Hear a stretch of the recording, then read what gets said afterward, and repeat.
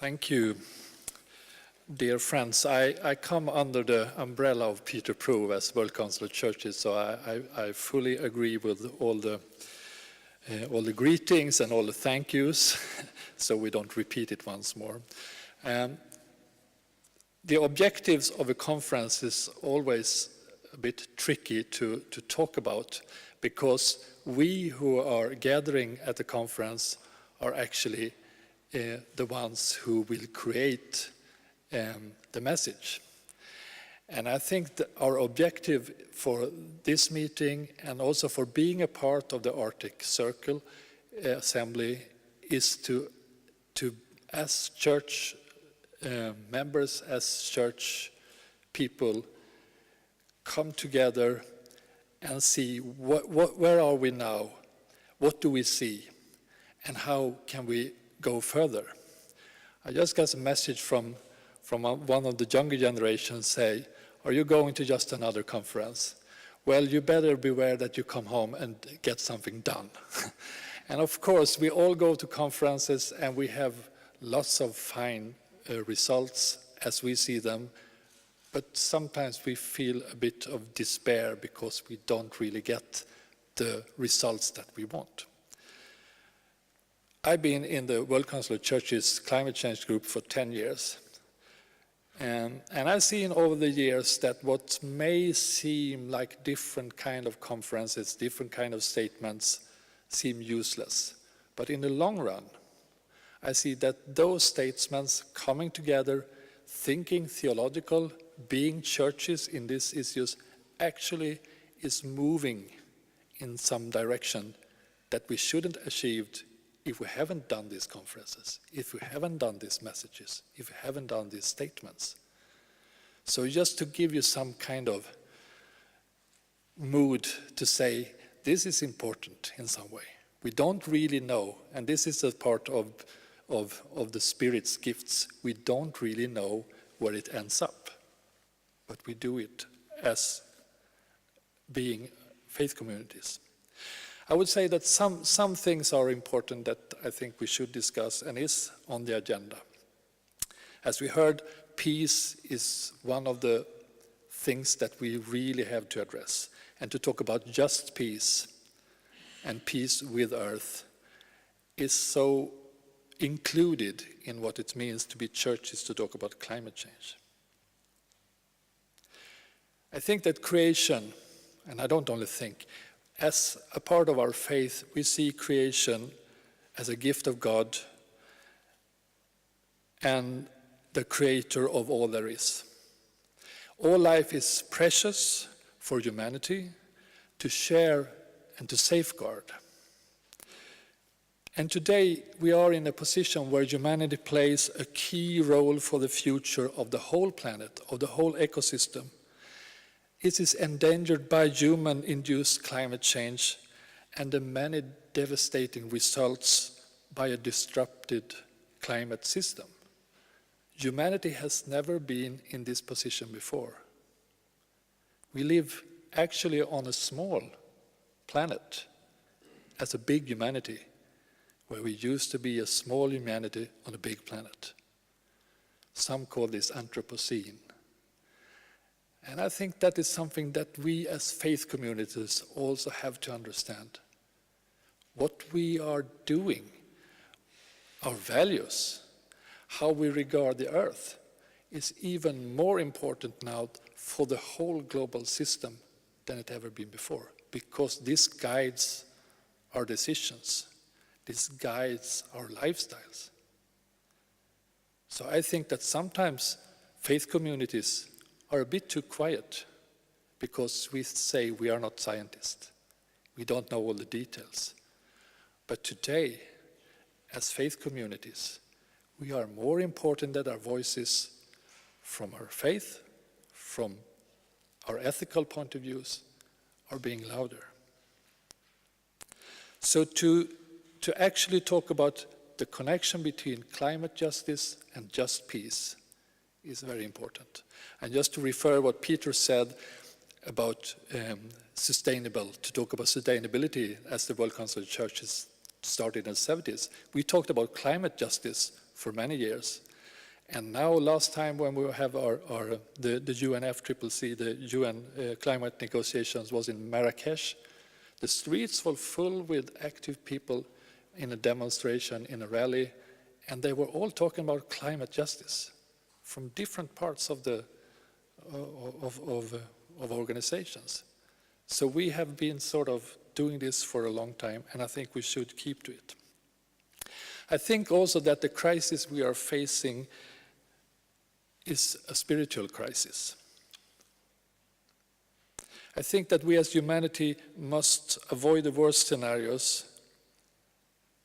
and find our strength in our values and our spiritualities.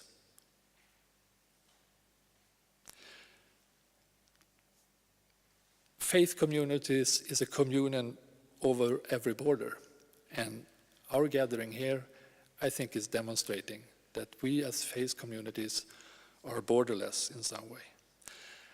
At the same time, we are also sharing the same earth. We are one body. So we know what St. Paul says in the Corinthians, that if one member suffers, all suffers together. If one member is honored, all rejoice together. If we think of it wider than just being a part of faith communities, I think it's also something true about the creation itself. We are one oikos, we are one household. And one other thing that I think we should think of during our meeting and to have in one of our objectives is to talk about indigenous spirituality. Indigenous people of the world knows the effects of climate change, I think better than most of other peoples, because people of indigenous often are facing the effects of climate change, one of the first, as poor people of the world. We had a meeting in Storforsen, Sweden in 2015. Some of us were there, and we talked about Arctic, climate change, and faith communities. And some of our friends, I think Deborah was one who is here, talked about actually registered what happened. They can see what actually climate change means in their everyday life, in their local life. And to be a bit skeptic and academic, I thought, well, that could be natural variations. That's not really science, I thought. But I was totally wrong when I actually met with Arctic scientists a month later in Paris for the negotiation, and they actually say the same words as was collected from indigenous in North America, say this is actually happening from a scientific view. So I think that what we actually hear from indigenous in the Arctic, indigenous in the Pacific, indigenous on other continents, are something very precious to all. And I also think that the spirituality, the way of understanding the connection between our spiritualities and our ecosystems are a gift and something that, and it's a narrative for all of our faith communities to actually take in. It's a gift for us. I think also we are gathering on the beautiful island of Iceland. As we heard before, this can have effects on people's minds and thinking. It's a way of meeting. But it's also a way of sharing the earth with other people on islands.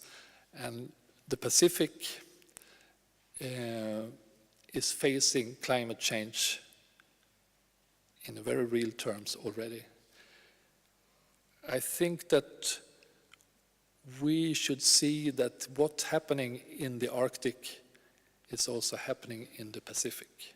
What's happening often in the outskirts of the world is a very important message to all of us.